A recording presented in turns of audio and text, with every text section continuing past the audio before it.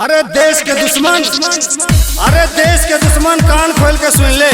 सब आतंकवादी कहिए जे जला देंगे। जरे दिया के परवाना की मिझेते।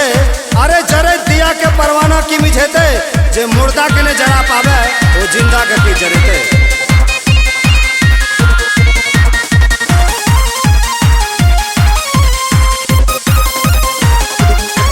हमरा दिल के जुनून खोले रग रग के खून। भारत माता की जय।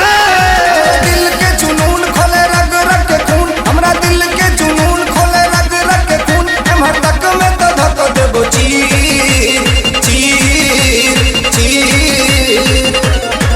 कोनो हाल में न देबो कश्मीर रे सुन ले। भारत के हम चीर। कोनो हाल में न देबो कश्मीर रे सुन ले। भारत के हम चीर।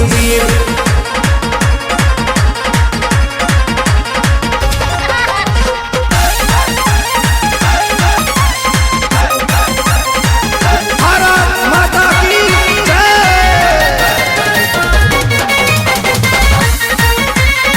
जान हमर ईशान तिरंगा लाल चौक फहरेते। कतबो दुश्मन मूरी पटके लहर लहर लहरेते। चाहे दे में पड़ते जान चाहे ले में पड़ते जान। चाहे दे में पड़ते जान चाहे ले में पड़ते जान। दिल धह धह कर ये शरीर शरीर शरीर शरीर। कोनो हाल में न देबो कश्मीर रे सुन ले। भारत के हम चीर। कोनो हाल में न देबो कश्मीर रे सुन ले। भारत के हम चीर। भारत माता की जय।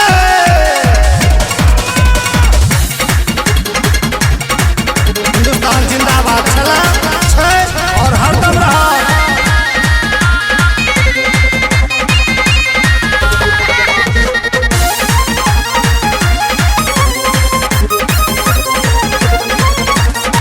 कश्मीर जिगर के टुकड़ा भारत के ईशान छे।